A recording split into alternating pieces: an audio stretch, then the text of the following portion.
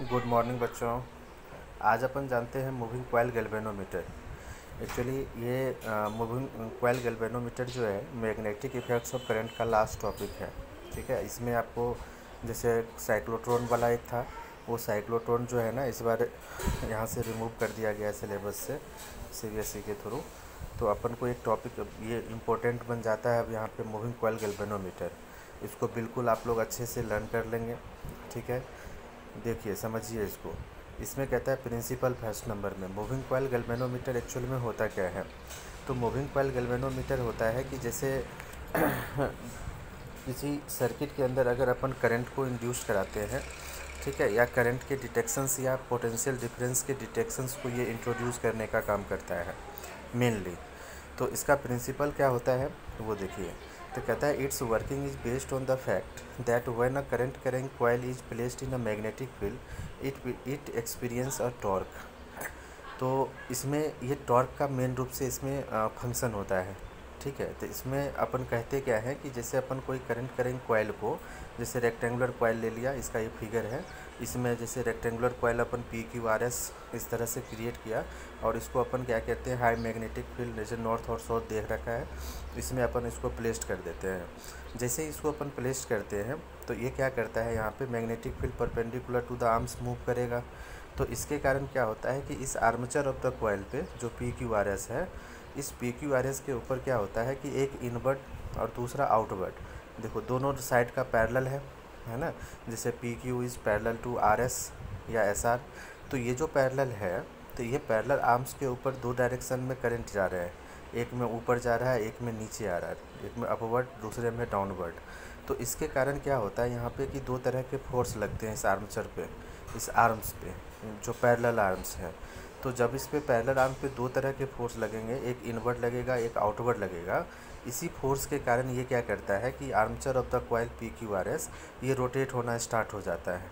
तो जैसे ही ये रोटेट होना स्टार्ट होगा तो यही क्या करेगा, आर्मचर ऑफ द कॉइल एक टॉर्क को जनरेट करेगा और यही टॉर्क अपना जो है एक रिफ्लेक्टिंग टॉर्क के टर्म्स में अपन इसको इंट्रोड्यूस करेंगे। ठीक है, तो इसमें मेन रूप से इसमें अपन मेन रूप से क्या करते हैं कि आर्मचर ऑफ द कॉइल्स के अंदर पी क्यू आर एस को जो अपन टॉर्क जनरेट होगा, इसी टॉर्क के थ्रू अपन को मैग्नेटिक फील्ड जो है यहाँ पे जो आर्मचर ऑफ द कॉइल के अंदर यहाँ पे एक पॉइंटर लगा हुआ होता है, वही रोटेट होता है और वही अपन को रीडिंग देता है। ठीक है, इसके डायग्राम आप अच्छे से ध्यान में रखेंगे, डायग्राम को आप लोग कॉपी में कंस्ट्रक्ट कर लेना। ठीक है, उसके बाद अपन इसके कंस्ट्रक्शन में आते हैं। कंस्ट्रक्शन क्या कहता है कि the moving coil galvanometer consist of a coil with many turns free to rotate about fix axis in a uniform radial magnetic field. जैसे रेडियल कहने का मतलब है कि जैसे ये मैग्नेटिक फील्ड नॉर्थ पोल से साउथ पोल रेडियली आउटवर्ड जाएगा। ये एक तरह से हॉर्सू टाइप के मैग्नेट बनाया जाता है, जिसके कारण इसके ऊपर ज़्यादा से ज़्यादा मैग्नेटिक फील्ड इसी आर्मचर ऑफ द कॉइल पे लगे, जिसके कारण टॉर्क अपना अच्छा से हो, टॉर्क ज़्यादा से ज़्यादा प्रोड्यूस हो। ठीक है, तो इसी रेडियली आउटवर्ड डायरेक्शंस को ये फिक्स करता है। अब इसमें कहता है कि there is a cylindrical soft iron core which not only makes the field radial but also increases the strength of the magnetic field when the current flows through the coil torques act on it. ठीक है, ये construction के अंदर अपन देंगे। Working के अंदर अपन को इतनी लिखने की ज़रूरत नहीं है, डायरेक्ट आप यहाँ आ जाएंगे। Late theta be the twist produced in the phosphor bronze spring. अब आपसे ये फॉस्फर ब्रॉन्ज इंडिकेट कर रखा है ना। तो देखो इसमें अपन से ये भी पूछ लिया जाता है कि गैल्वेनोमीटर के अंदर कौन से स्प्रिंग जो अपन बनाए लगाते हैं वो किस मटेरियल का बना हुआ होता है। ठीक है, तो इसलिए हम यहाँ पे फॉस्फर ब्रॉन्ज यहाँ पे लिख भी रखा है। तो जनरली अपन स्टील या आयरन का स्प्रिंग यूज में नहीं लेते हैं, फॉस्फर ब्रॉन्ज लेते हैं। क्यों लेते हैं फॉस्फर ब्रॉन्ज? तो फॉस्फर ब्रॉन्ज मटेरियल अपन इसलिए यूज़ करते हैं क्योंकि उसकी इलास्टिसिटी प्रॉपर्टी जो है वो सारे मटेरियल से बेस्ट होती है। उसमें मतलब कि अगर अगेन एंड अगेन अपन अगर ट्विस्ट भी करें तो उसमें उसके इलास्टिक आफ्टर इफेक्ट जो है वो बहुत कम देखने को मिलता है, नहीं के बराबर होता है। इसीलिए फॉस्फर ब्रॉन्ज मटेरियल का अपन स्प्रिंग इसके अंदर यूज करते हैं। ठीक है, अब कहता है कि let theta be the twist produced in the phosphor bronze strip due to the rotation of the coil and K be the restoring torque per unit twist of the phosphor bronze strip, then total restoring torque produced k theta in equilibrium position of the coil तो कहता है कि deflecting torque restoring torque के बराबर होता है।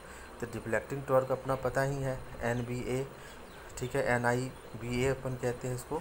N number of turns को represent करता है, I करंट को करता है, B मैग्नेटिक फील्ड को, A क्रॉस सेक्शनल एरिया जो है कॉइल का उसको रिप्रेजेंट करता है, ठीक है। K थीटा जो है, K ये रिस्टोरिंग टॉर्क, K अपन थीटा डिफ्लेक्टिंग टॉर्क के लिए लेते हैं, ठीक है। अब तो यहाँ से I को सब्जेक्ट बनाओगे तो K अपॉन में NBA इंटू में थीटा, और K अपॉन में NBA को अपन G कहते हैं, जो गैल्वेनोमीटर कांस्टेंट के नाम से जाना जाता है। तो K अपॉन में NBA को अपन G कह देंगे। कहते हैं it is known the galvanometer constant.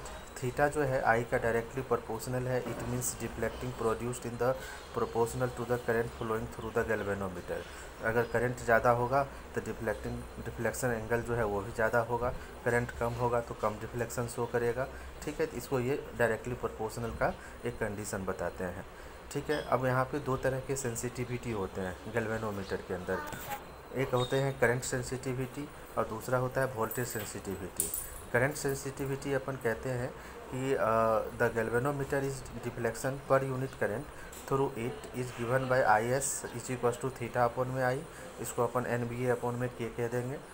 It's unit is radian per ampere कहेंगे या डिवीजन पर एम्पियर कहेंगे। वोल्टेज सेंसिटिविटी कहते हैं कि it is the deflection per unit voltage, it is given by the VS, इसको थीटा बाय V कह देंगे।